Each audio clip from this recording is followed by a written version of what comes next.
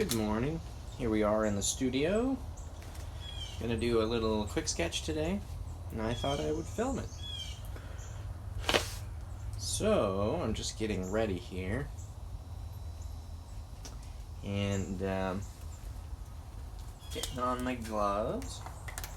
It's good to wear gloves, especially on your left hand, or whatever your wiping hand is, because you'll be cleaning off brushes, and no matter how tidy you are with your paper towels, it's quite likely that somewhere, somehow, you'll get some paint on your hand, which is not to say you will die right away, but there are a lot of harsh chemicals and heavy metals in the paint, so it's good to keep a glove on your right hand.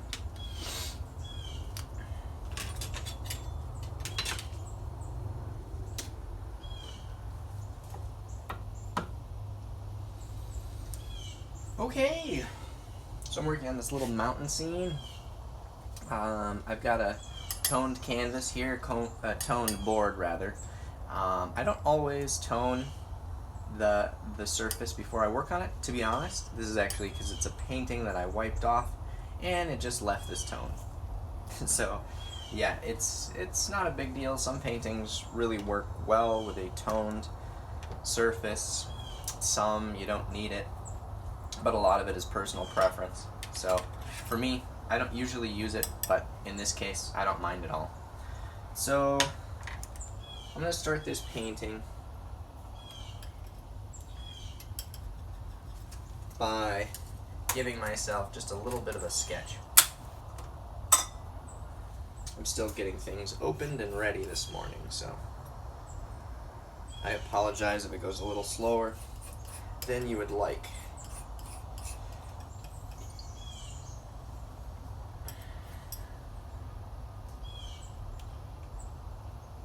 To mix a color for the initial lay-in or the sketch, the drawing, that's really up to you. I usually just use straight burnt umber, or if burnt umber is a little too warm, I might mix it down with something else, like a little bit of cerulean blue, which is what I'm doing in this case. Of course, you're not going to see my palette all that well, so it's a little bit hard to tell, but at this point it's not all that important. So now I'm just laying in the major elements. It's a mountain scene, so there's not really any horizon line per se, but all of this can be wiped or changed. Oh, of course. Here comes my morning sneezing fit.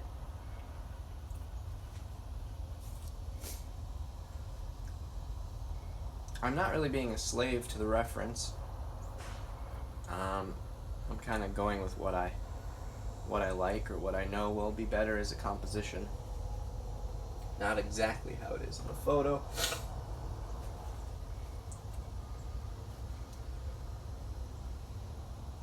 I'm just using the aspects of the photo that I do like.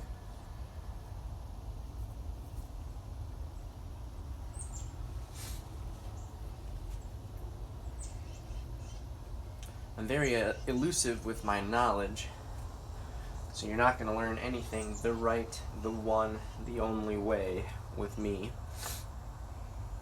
I rarely work the same way, painting after painting after painting. I have certainly a couple of tried and true methods that I like to use, absolutely, and I will teach those, but if you're watching me paint here and you think, oh, that's how he always starts, that's just not true. I might start differently if I did this painting over again.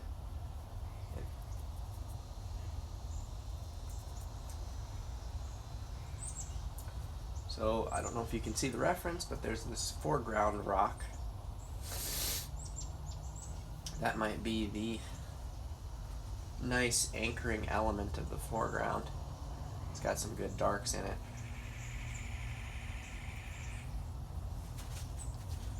Nice thing in this stage is you can go back in with your paper towel and wipe things out, add texture, all kinds of stuff. Paper towel is my most important brush, I would say.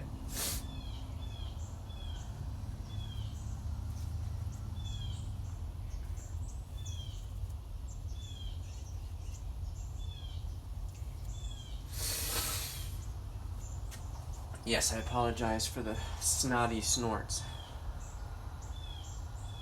I am a morning sneezer.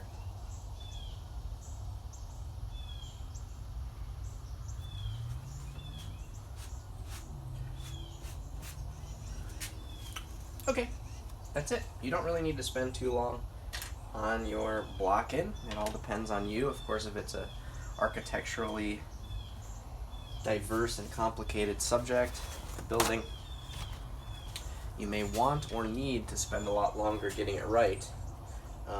Definitely would recommend that, because if the drawing isn't correct, then the painting isn't going to look good after you spend 2.5 hours rendering it or working on it.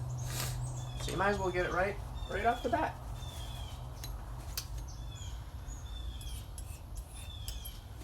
Okay, so now I have a sketch, just loosely giving me the parameters of the visual elements of the composition.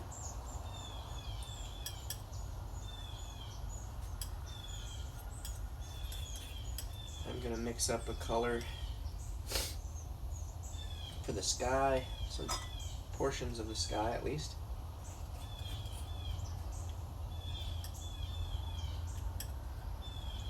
I apologize, there's a lot of time spent over on the mixing palette that you won't see, but I'll also reassure you that there is nothing I can really teach you about the colors I mix. I can only give you the theory, which is a good thing, but I can't tell you this is exactly how you should do it, because honestly,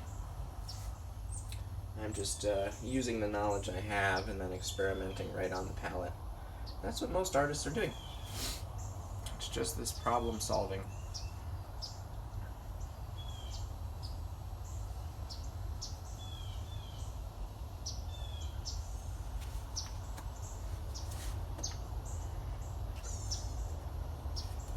Starting midground, background, foreground doesn't matter that much. There are certain aspects to how you start, where you start, that will benefit you specifically.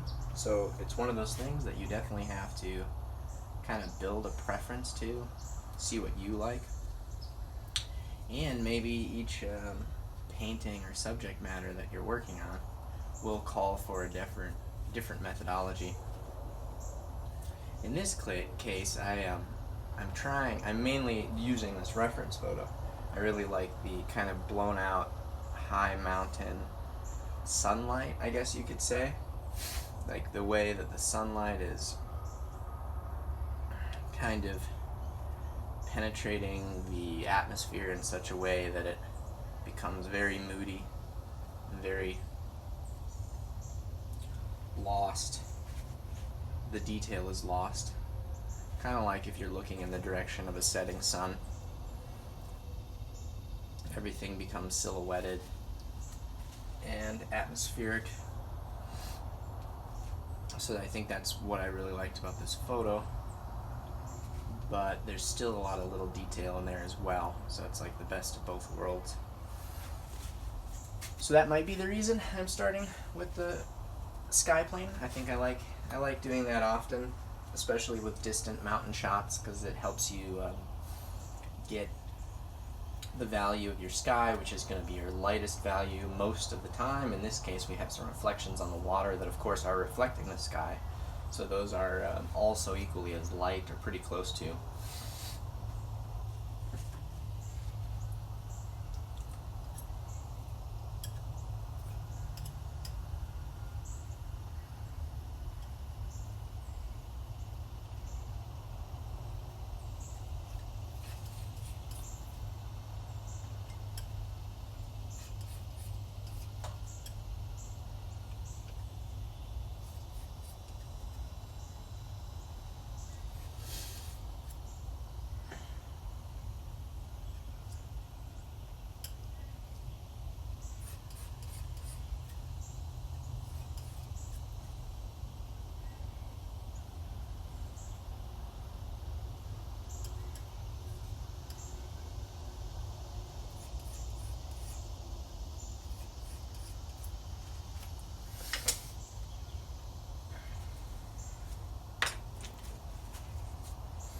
Sometimes I work slowly and bit by bit. Sometimes I'll quickly block in areas with kind of thin washy paint that can easily be gone over multiple times. All kinds of layers can go on top of it.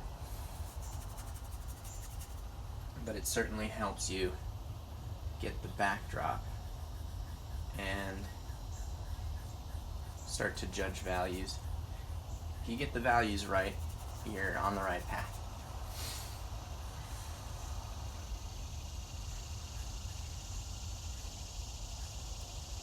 So this I'm just laying in quickly. This is a bristle brush. This is exactly what a bristle brush is for. Laying down color in a reckless abandon. They're a lot more robust. They're made for this type of scrubbing, rigorous scrubbing.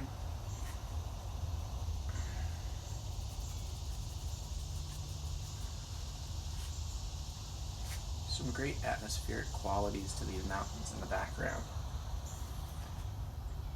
They might look large and imposing, which they are, but if you go too dark with the value of the overall mountain plane in this picture, it will really start to look too dark, too big. The larger the object, the more the value will have a presence, if that makes sense. So like you have a small element in a painting and you start to check the value and make sure the value is reading correctly or looks correct. It's absolutely crucial that you get it right or pretty close to right. But with a distant plane like this, you also have to keep in mind that since the object is so large, it accounts for 1/5 or a quarter of the whole picture plane.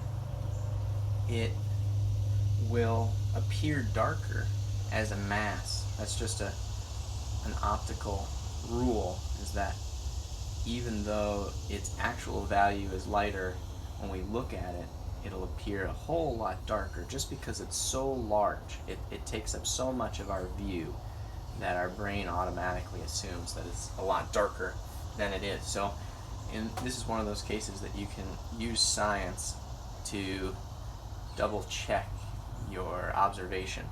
And oftentimes you have to exaggerate to make it read correctly. If I made this as dark as I think it is in the reference, which is difficult because it's a reference photo, it's not from life, it would probably be too dark. Experience tells me it would be too dark.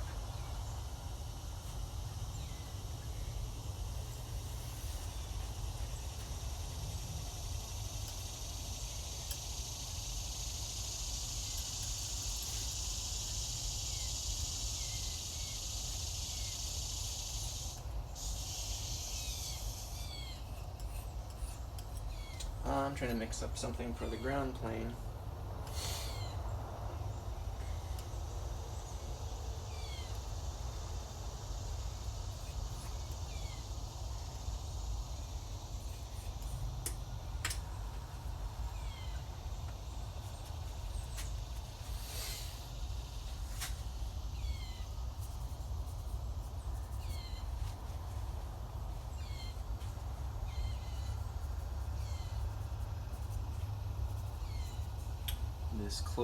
These closer mountains.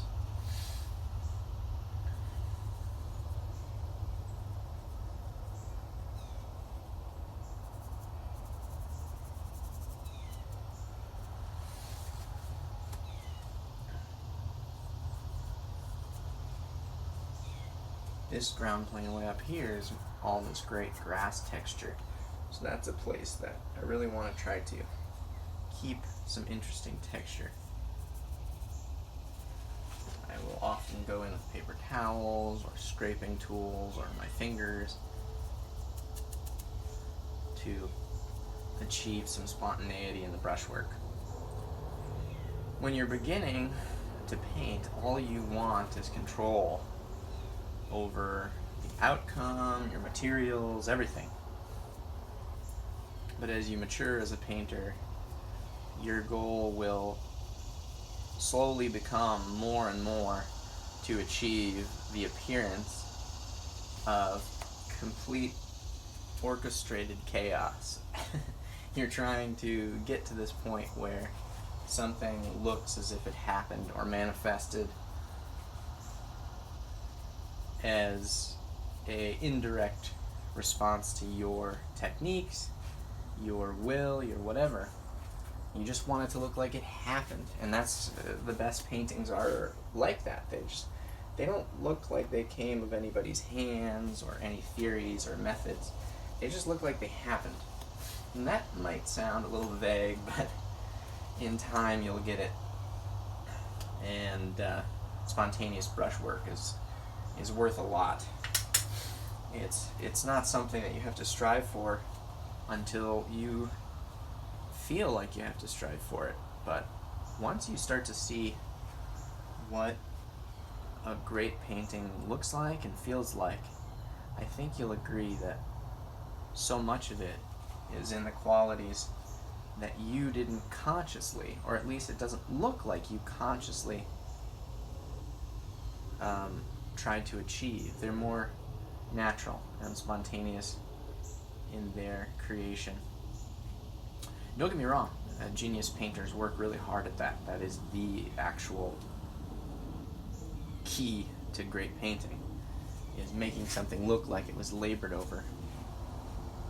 Or rather, to do something that is labored over and make it look like it is completely spontaneous, as if it fell off the tip of your genius and dribbled down your brush and landed on the canvas and created this beautiful masterpiece.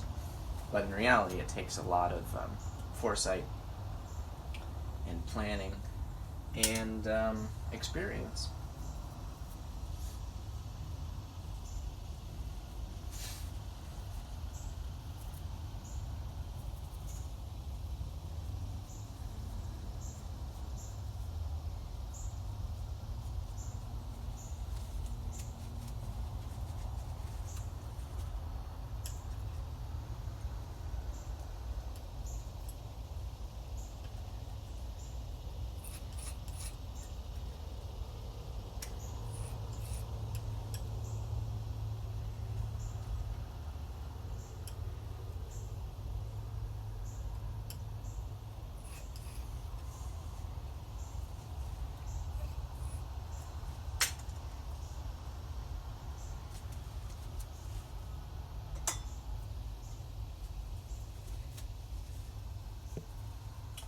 Locking in this lake will start to give me a very strong readability to the composition. It will just help this whole painting come along. You're basically always following these little breadcrumbs of progression. And if I've learned one major philosophical part of painting, it's that painting's most crucial ingredient is a faith in the process. At any given time, throughout the painting process, unless you're an illustrator or maybe you're working on the painting sectionally, it's going to look like crap, like chaotic crap. You just have to accept that. That's just part of it. And the main thing is to not freak out. You have to have faith that if you follow the breadcrumbs of your knowledge and present conscious observation of your painting and judgment, saying, you know what, that brush mark wasn't working so well, and so on and so on and so on. If you follow and you observe those things, that's the most important part, along with just having faith that if you employ those kinds of methods and techniques, in the end, you'll have something that reads like something you set out to look like your reference, like whatever.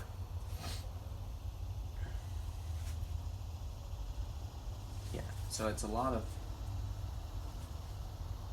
just faith. I mean, if you ask me right now, is this a good painting? I'd say, no way. I have no idea what it's supposed to look like, what these brush marks are supposed to achieve. A little bit, but I'm still mostly banking on faith that in the end, if I follow some procedural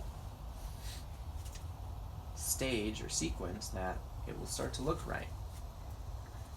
It's just like a puzzle, starting with the corners, working your way in, blah blah blah blah.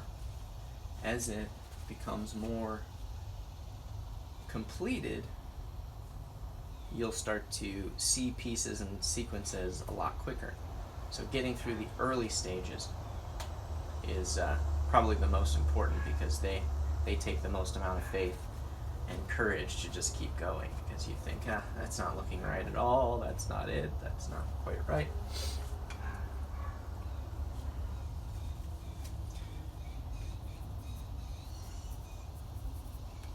And yeah, absolutely, you can be sure that that's all of our biggest problems in painting. You're not unique in saying, oh, I don't know, somewhere in the middle I get lost. That's what happens to everybody.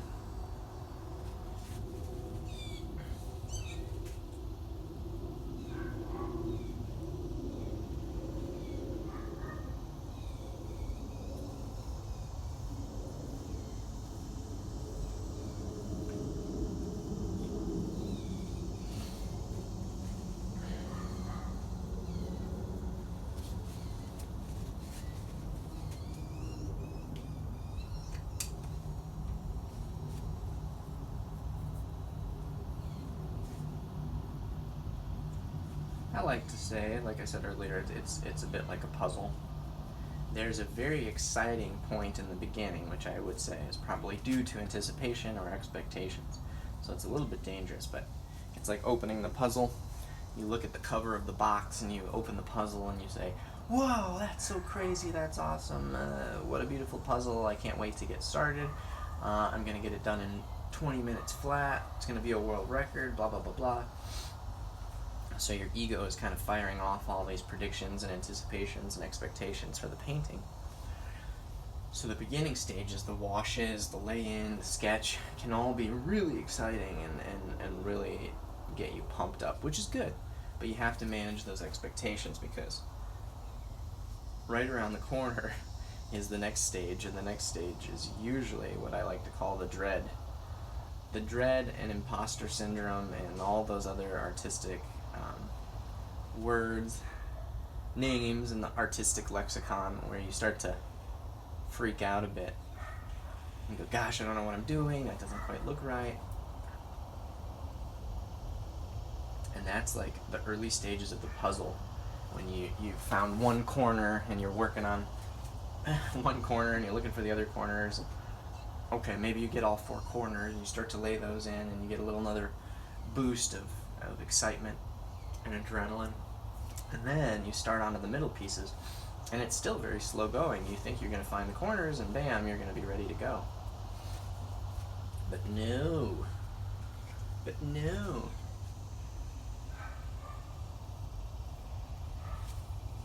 There's way, way, way more to figure out.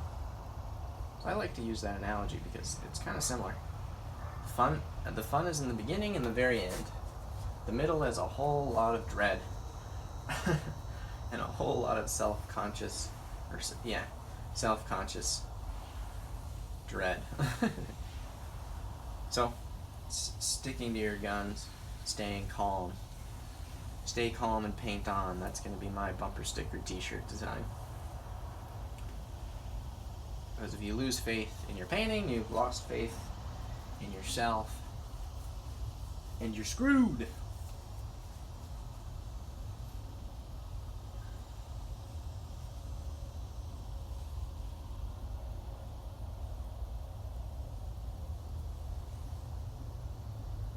Right now in the painting, I'm I'm kind of dawdling. I'm in that mid stage where I don't exactly know where I'm going.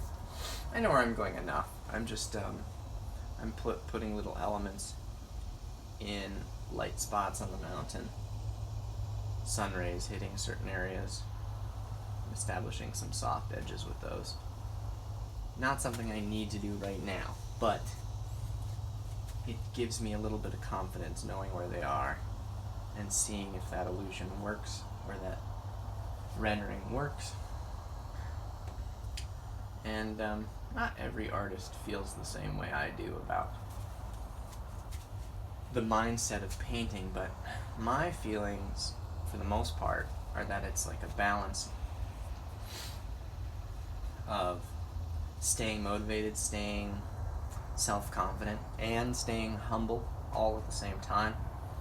You have to be self-confident enough to continue. Self-confidence, faith, you have to have that in the process, but you also have to be critical enough to say, nah, it's not quite working. That needs to be changed, or whatever it might be. So that's kind of hard. I mean, I think it can be taught, but mainly it needs to be accepted. You need to, as the painter, you need to accept that paintings won't look good right off the bat. It takes time. It's a process. And you need to remain calm and disciplined throughout the process, which, yeah, some people work with those kind of parameters a lot better. Some people are naturally a little more disciplined or methodical. They like rigid structure to their process and technique. Some people get scared when spontaneity isn't giving them the results they want. I might be a little bit more in the latter of those two, which I don't necessarily love, but I accept it as myself and continue painting. Mark Anderson, I would say, in my opinion, is a very disciplined individual. He's very good at taking a concept and studying it, practicing it, and yeah, I definitely admire that. I've just noticed that it's not naturally part of what I like to do or how I like to go about my process. And I've just learned to accept that. And it's okay. So that's an important part of learning, is figuring out what's right for you with the philosophy, the technique, whatever it might be. Okay, I don't know if you've noticed, but I've mostly been working with the same brush this whole time. I've kind of got a nice block in right now. It's working. It's not real detailed, but it's kind of showing what I'm looking for. I'm going to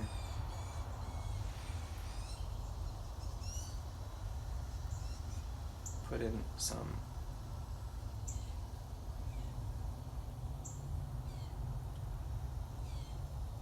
lighter detail lines here,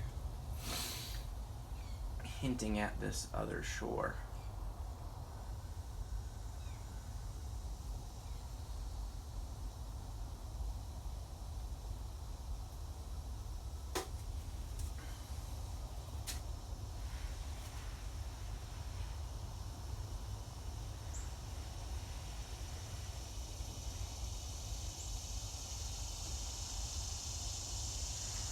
I'm not trying to get the shape of every pebble.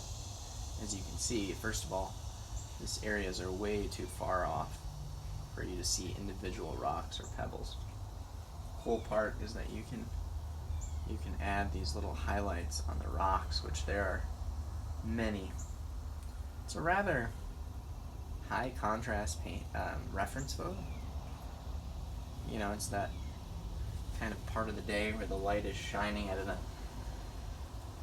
acute angle, and it's giving you strong highlights and strong shadows. And I'm looking towards the sun in a way sun is kind of right over the top of this mountain up here.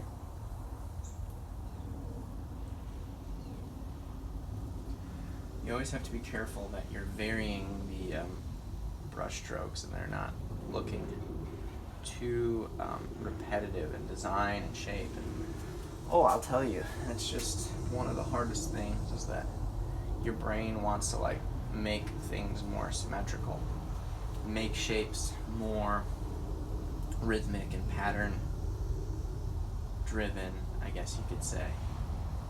And if you do something, if you paint something with repetition, like these stones in the mountains over here, you'll find that subconsciously you end up just putting them in a very organized pattern, which is not nature. Nature has organization, but it's like this perfect organization in chaos kind of thing.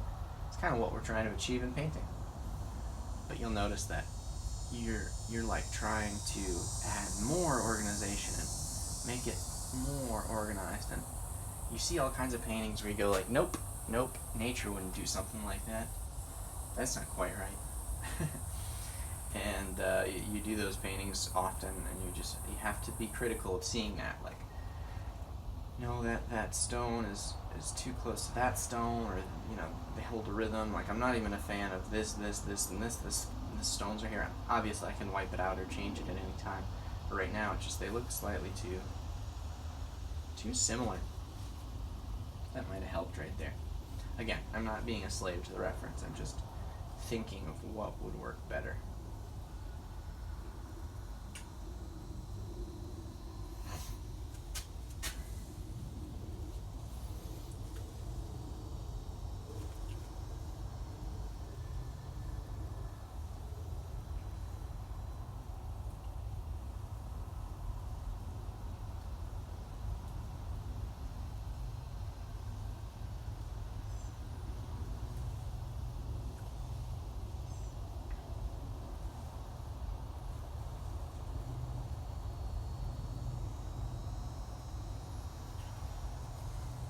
So there's this stony field in the reference, which is really cool. It kind of breaks the composition up a little bit and gives you this nice like alleyway of lighter values coming back into the painting and connecting with this big rock that we've already established as something we really like in the composition. It makes the composition interesting.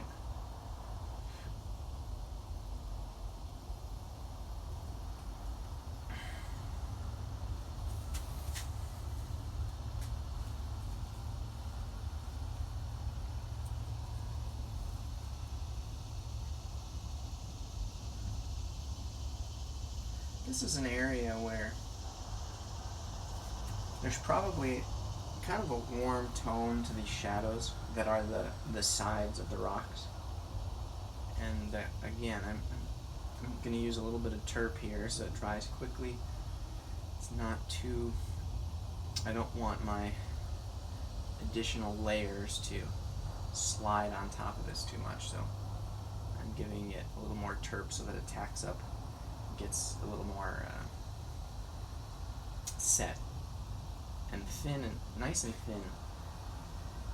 I want transparency to almost all my shadows, but in here especially, because I'm going to go over it in a minute with the highlights on the rocks.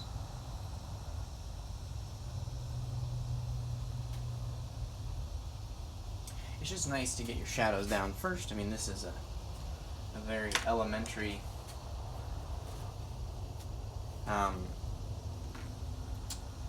method or strategy in painting, that you should have your darks down first. And there's all kinds of reasons to that. Usually you want your darks a bit thinner, transparent, sure, all that's pretty standard. But the other thing, obviously, is that if you put down lights and then you try to do darks on top of it, the oil paint isn't dry yet. So your strokes are going to dig into those subsequent earlier layers, and then they're going to become more chalky and muddy because they get white in them, because there's a lot of white in this highlight mix. So think that should make sense to everybody, is that if you're putting dark on top of white or light, but this is pretty light, you're gonna get little bits of white in your dark mixture, in your shadow mixture, and it's just not gonna look right. And the more you touch it with your brush, the more chalky and dirty and muddy, whatever word you want to use, it's just gonna get more and more so and become frustrating. You don't want that. The word muddy color is slightly deceiving because it makes you believe that there are colors that are just not pretty or not good, not the right colors no matter what. And I heard my teacher once say that there's no such thing as like a muddy color. It's just the wrong color. It's the wrong color for the area. It's the wrong color for it's the wrong color relative to what's wrong around it. And that's pretty right. That's what I see as the truth. Yes, there's no such thing as the wrong color. It's just the wrong color for the place you put it in the painting you put it in. And I know that sounds rather vague, but you see it. You know it when you see it. You're just like, oh yeah, that doesn't look like it belongs.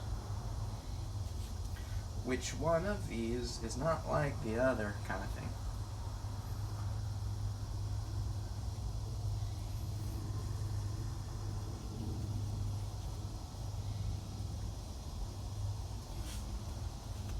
I'm going to step back for a minute.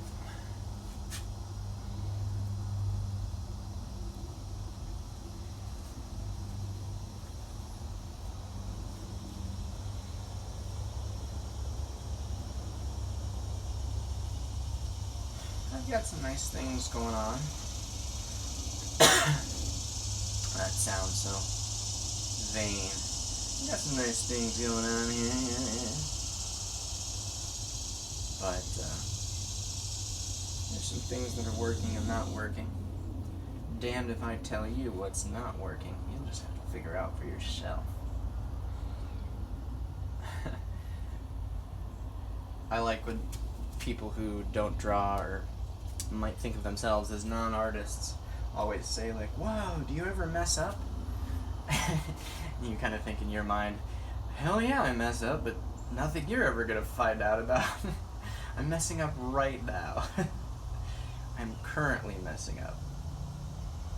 But it's all relative. Is it messing up the whole painting? Is it just not the best brushstroke you could have made? Is it just some minor subjective quality that you don't care for? That's what it is most of the time. It's like, oh, I would have liked to do that a little bit better or cleaner. Or I would like that magic touch where it just looked right the minute I put it down. But that's not going to happen every time. It's not even going to happen once every 10 times. Hopefully the goal, all of our goal, is to get to a point where it happens more and more frequently. But yeah, it's just not going to happen that often. You just want to work towards a point where you're achieving it more often, because yeah, it's just knowledge and experience, and gradually you're gonna get there. Okay, I'm kind of dawdling. This is where the painting starts to slow down a bit, especially for the viewers. I'm still putting stuff in. I'm still defining edges. I'm getting some of these rocks and areas to look a little more natural. I've only got the highlight of the rocks in here right now, and that's bothering me a little bit because it's probably too light in value. I need a little more variance.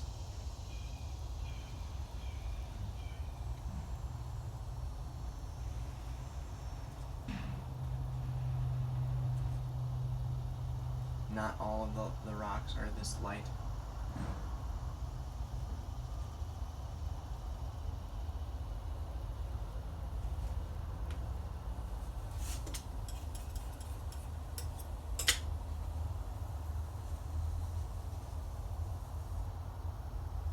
like what I said just 5 minutes ago, don't put darks on top of lights. That doesn't mean um,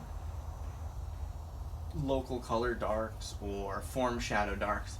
It means mainly dark darks, like your shadows. Like right now, I'm just adding some subtle darks. I mean, they're really only a value darker than the highlighted rocks here. I'm just adding that to the top of the white or light paint that's already there. And that doesn't bother me. In fact, that's actually desirable because it blends a little bit. And it gives more interesting and softer edges, which in this case is exactly what I'm looking for. But if I was trying to mix my shadows in there, it might get a little muddy. It might get too chalky and gray and all those qualities we are not looking for as much.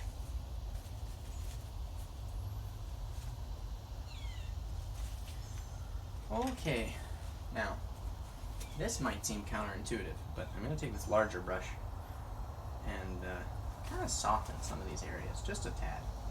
This is a little risky because I don't know if I'm going to like this, but this area is just ever so subtly popping out too much. So this is going to blend and do everything I was telling you I wanted to avoid, chalk up areas and make it a little bit whiter and mix those colors, top layer to bottom layer. But it will also take the edge off, take the focus off, because it will soften areas of interest, and therefore other areas of interest that remain sharp, like this, will remain a little bit sharper and call your eye directly to them. That's what I'm going for in this case.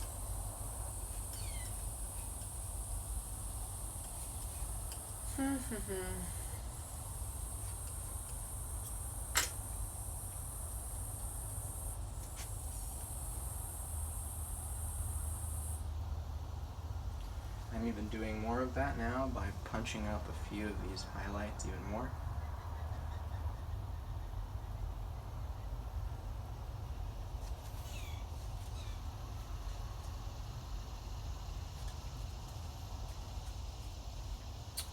Now I'm going to do something very dangerous. I'm going to take my palette knife, glob up some paint on the bottom of it, maybe get a nice bead like that. I'm going to just very lightly drag it. Maybe this will work, sometimes this works, sometimes it goes a little too far. It is rather risky, as most painting is. There's always a little risk involved in painting, which might be why I like it, why most people like it.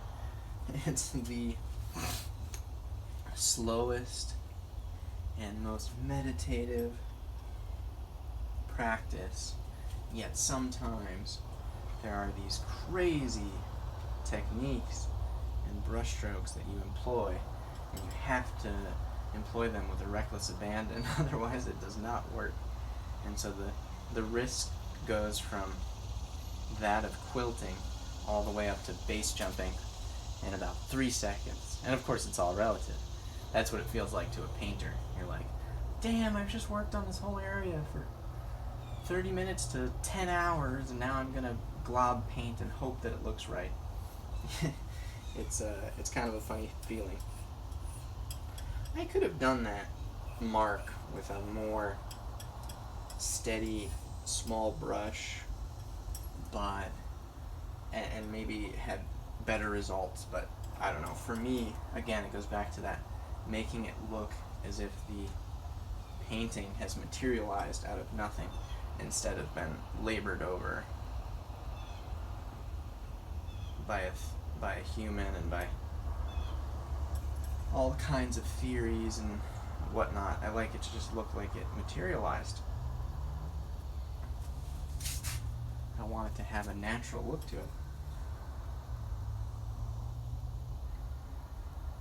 And so I went with the old bagel schmear.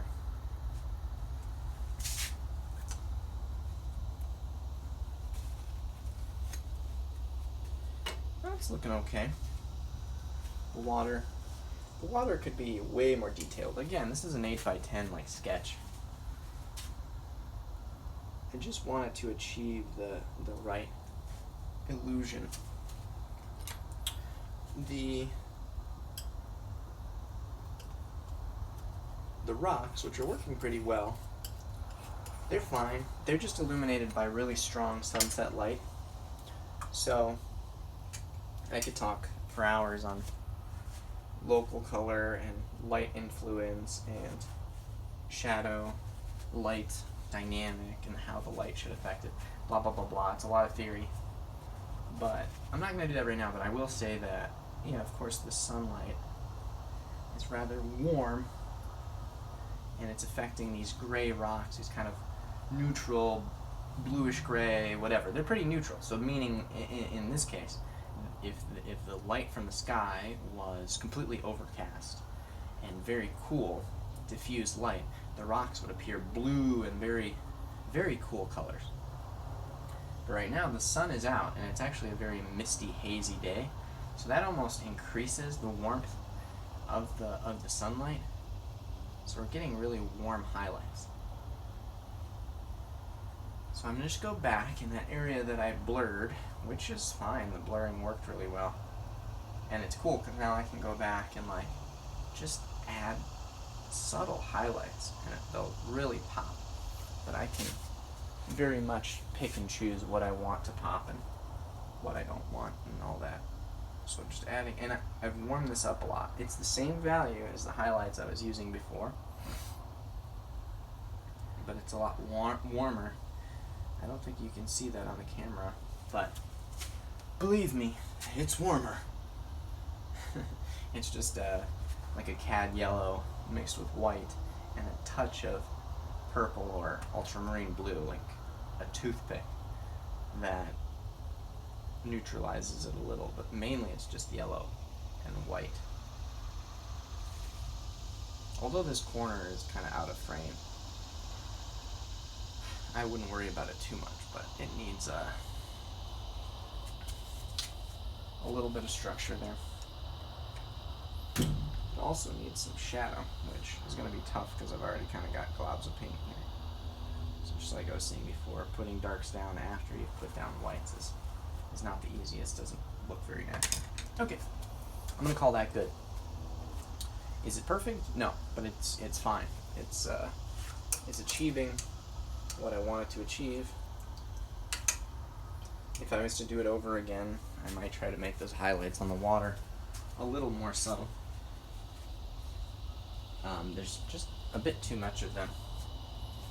And I want to change it, but it's probably not a great idea.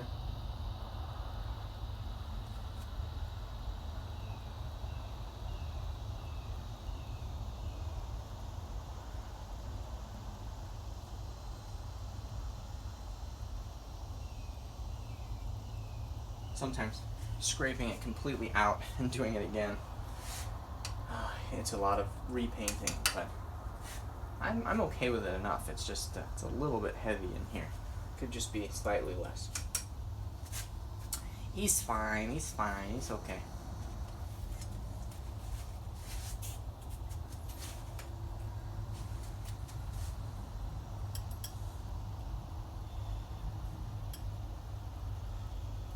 Okay, so yeah, now I'm mixing up a greenish ochre. Not greenish ogre, but greenish ochre. A very warm green, kind of like a prairie grass green, if that makes sense, from the Martha Stewart collection. Colors are so silly because they are really just your color wheel colors, your primary colors, and then everything else is just a mixture, and there might be a name for it, but it usually becomes an ish painting, purplish, bluish. You can designate it in the temperature zones. You can say it's a little bit cooler, it's a little bit warmer, but sometimes it's really fun and just naturally happens that you give it some stupid, color swatch name like you would see at Home Depot or Lowe's house paint colors, where you're like, oh, it's like a prairie green, and that that just happens. no one else but you knows what prairie green means, but maybe when they look at it and they go, yeah, you know what? Prairie green does suit that color quite well.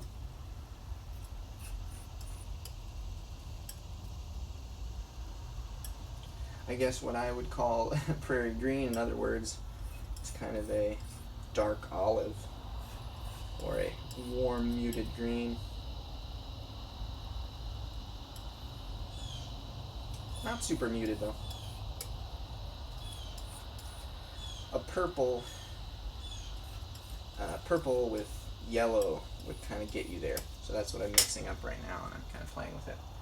I'm going to put a little bit down to see where I am in relationship to the ground color I've already got there. That's okay, it's actually not quite green enough. I'm going to add a little more.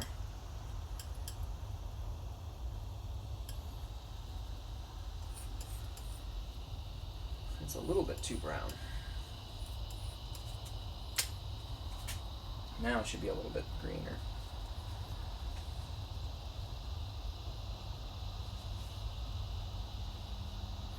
And you can see I'm really trying to remain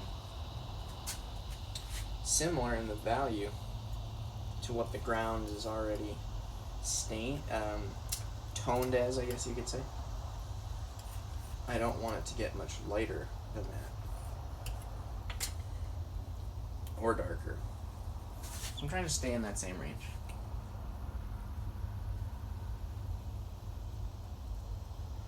Of course, colors will be more saturated or appear more saturated closer to us. So these bits of grass way up in the foreground here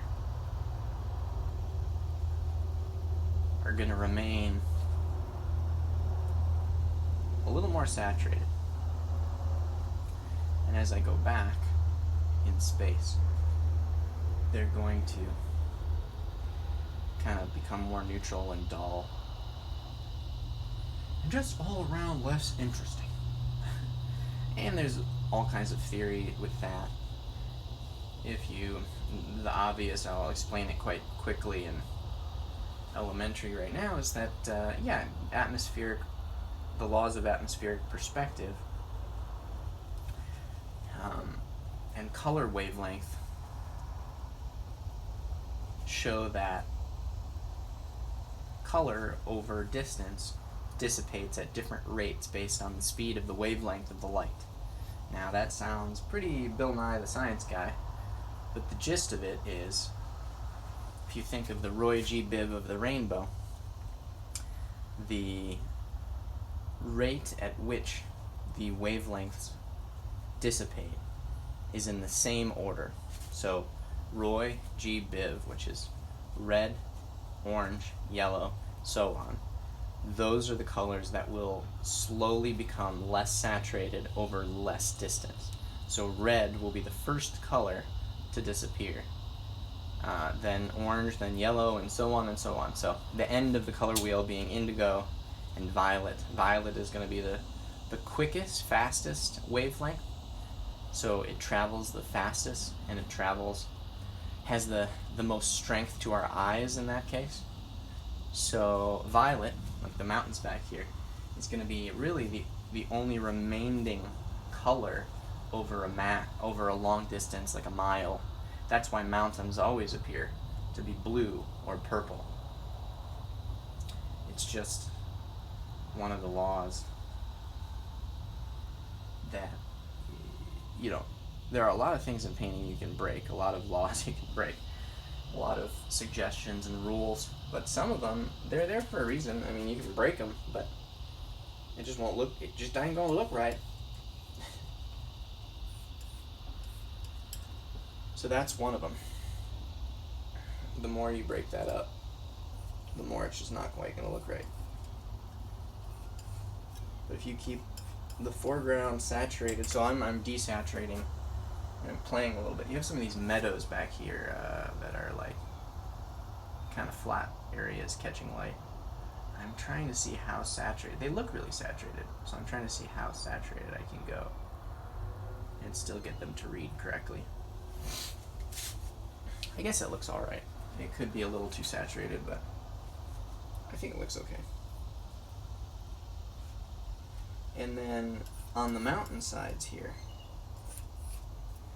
of the foreground mountains, the ones that are a little bit closer, these little hills rather, they are, yeah, I have to be very careful with how saturated I make the highlights in here, because it's gonna bring those forward real quickly if they're not quite right. Same with edges. If the edges are too sharp, it's gonna bring it forward. Just like colors, there's rules to edges as far as atmospheric perspective goes. And that's also very simple, or that's a lot more simple rather, in that it basically is, there are particles in the air, dust, pollution, whatever, and over a great distance there are more of them. So 10 feet in front of me there are several thousand million whatever particles of pollen, dust, whatever. Over a mile and a half there are several billion or more. The number doesn't matter, but the concept still proves that over distance there's just more particles blocking your sight, your line of sight to whatever the subject matter that you're looking at. And what does that mean? That means that it's going to be more obstructed. So if particles were the size of cars, you wouldn't be able to see the mountains at all. But they're very small, so they act like looking through a screen on a porch. Things are still visible. They're just slightly hazier. Edges aren't as sharp. Things are more obstructed. So the same goes for distance. Ooh, I'm playing with fire. I am playing with fire. A lot of these distant mountains that I'm putting in right now, I just stepped back and I realized, ooh, those are getting a little too sharp. Maybe not sharp, but saturated. Gotta be careful. They look alright, they're not too bad, but they're a little bit greener than I would like. So I'm gonna apply a little more purples, muted colors, just to push them back a little more.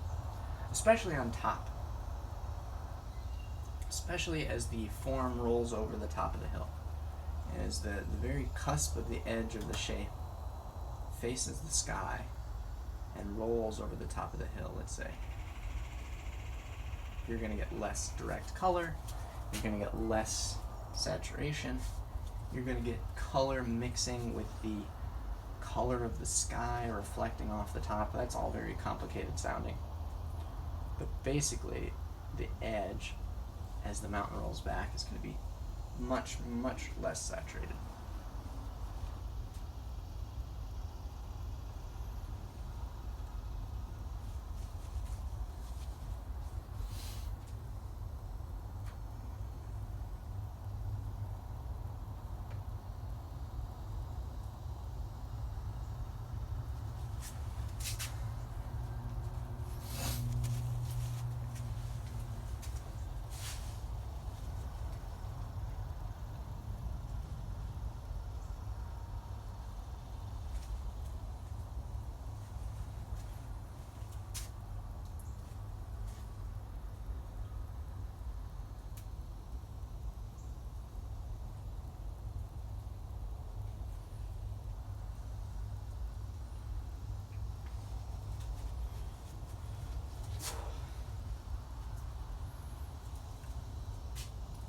Remember I said I liked this foreground rock. I never really went into anything where this is classic Antoine. I'm all up in the mountains and now, oh, what about this rock? I said I was gonna define. Yeah, like I said, this is me in a nutshell. I jump around in my paintings a lot. I go, oh, I forgot about that part. So I'm just going to put a little more emphasis on that rock. I use the edge of my palette knife. I want to use impasto quality to it. So I'm a little more thick and brave. And I think that works all right. Again, I'm not trying to be a slave to the reference material, nor am I trying to make it. I'm trying to improve the reference, or at least I'd like to. I think my ego would like to think so. I'm skirting around this highlight, trying to make a little more of a shadow, because I feel like the shadow is lacking definition there.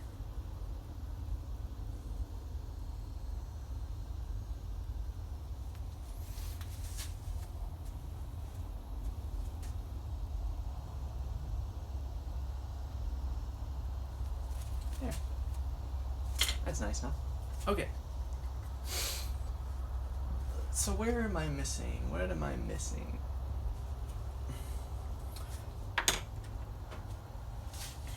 This would be a good time to clean the palette. I don't know if you can see my palette. It's not that full, but it could be cleaned up a little bit. It's tricky. I mean, you should really clean your palette quite often, but at the same time, maybe not too prematurely, because there could be a color that you mixed and you forgot to add one little area or something like that, and you're like, oh no, I wiped it away, and now you got to remake it and all that, and you could have just left it to begin with.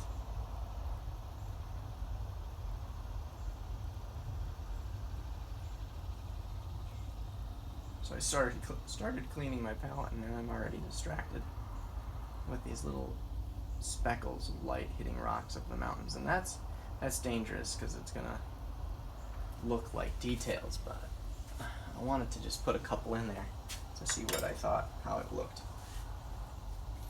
I'll leave it like that for a minute and see if that pleases the eye.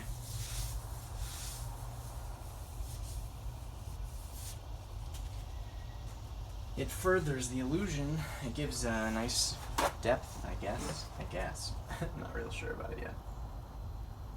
Probably not a good way to go about teaching, but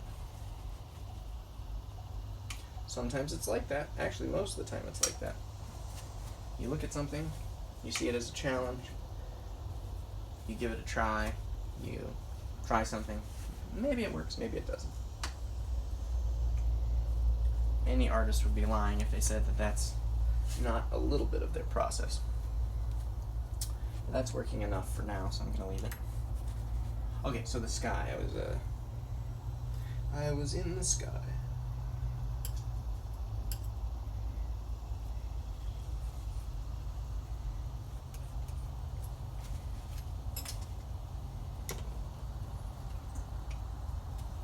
Getting my brushes clean a little bit before I start working on the sky is important, because, yeah, I don't want colors getting muddied up by areas that are not in the sky.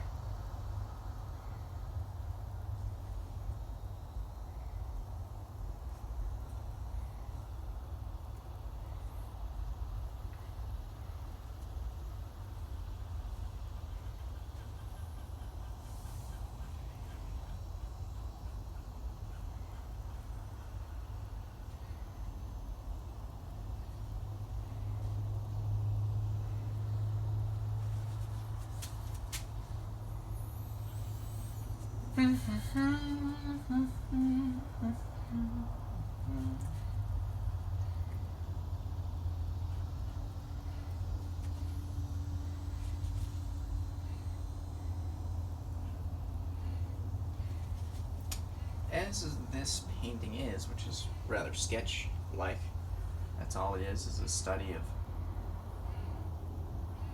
this interesting subject and playing with colors and atmospheric qualities. I'm not trying to over-define anything or go too far with rendering anything. That sounds like a lazy excuse, but that's all you're getting.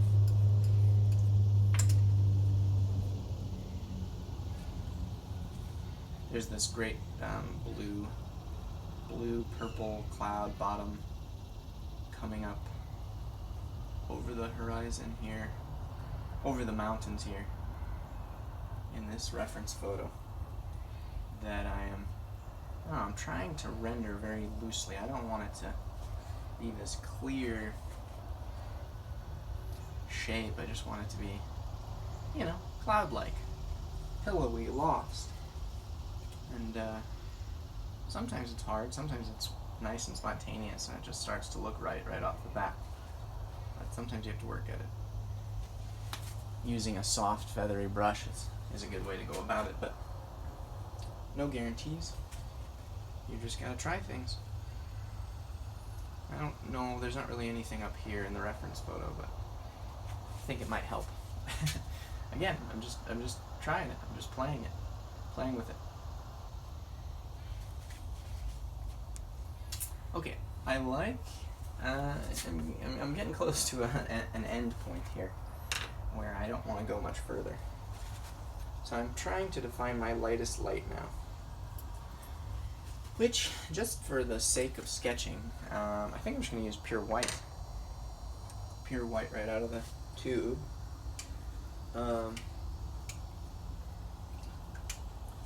And in my reference, right about here on the ridge line, it's kind of the highlight, or the lightest light in the sky.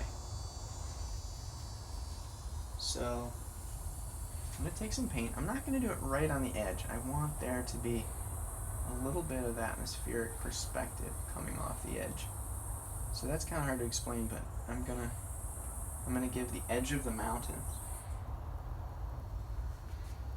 a little more breathing room. We'll see if it works, if this helps, but my thought is that it will give them the appearance of the top edge being a little hazy, which, like I said earlier, there are very few sharp edges over a great distance. So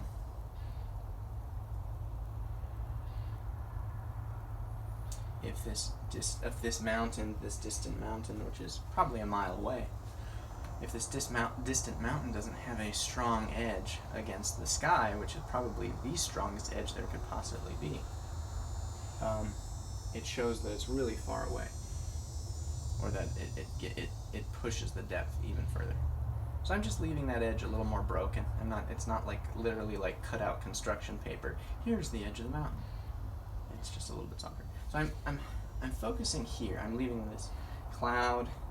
I'm gonna take a little bit of paint and give the bottom of this cloud some edges to play with. But for the most part, I'm leaving my lightest light of the sky here, if that makes sense. Hopefully in the video you can just see it. You don't need an explanation. I hope I don't have to explain this to you.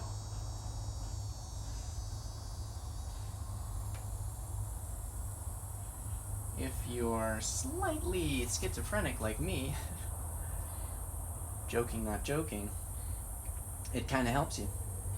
I notice that I talk to myself a lot when I'm painting.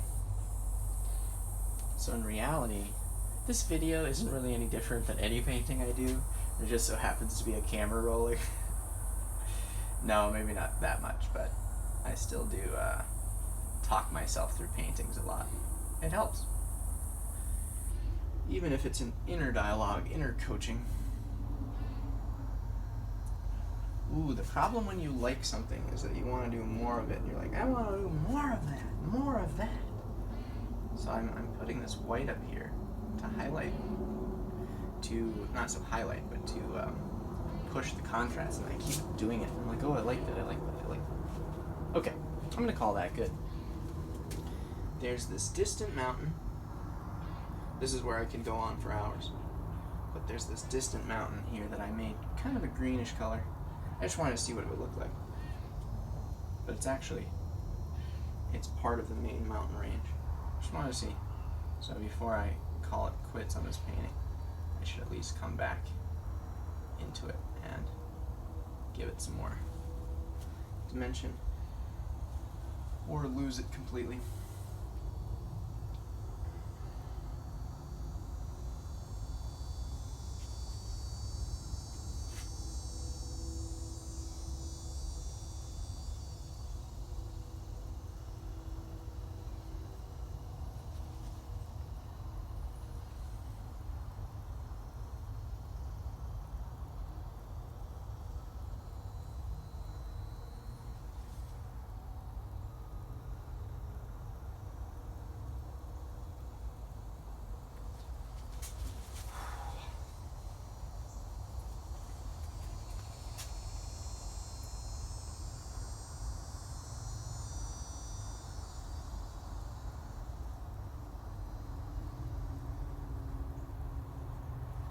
lightening this mountain is also addicting. I'm just trying to add this atmospheric lost quality to it. And the more I do, the more I'm like, ooh, I like that, I like that. You have to set up trigger warnings for, or alarms in yourself for those kinds of things, because too much of a good thing falls into that category. There are times when you go, oh, yeah, just keep doing this until every time I do it, it looks better. Believe me, there's going to be a point where you're like, oh, that's too much. Stepping back a lot is really important. Just every time you do one of these little stupid brush strokes, you have to treat them with disdain. That's when I say stupid brush strokes. But every time you do one of them, you really should step back and see how it's working.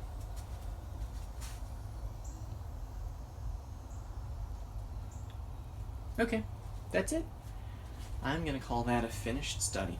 So that's an 8x10, painted on wood panel, primed with rather rough oil gesso or oil ground. And yeah, it's just a sketch. I think it's been about an hour, and it's capturing the qualities I like. I think it would be really nice to blow it up to a big painting. I don't know if I'll do that. I might not, but as a study and as a video, I think it will help enlighten a little bit to some of my process and some of the thoughts that go through my head. Maybe it'll just sound like I'm a rambling fool, but I hope you enjoyed it. More to come.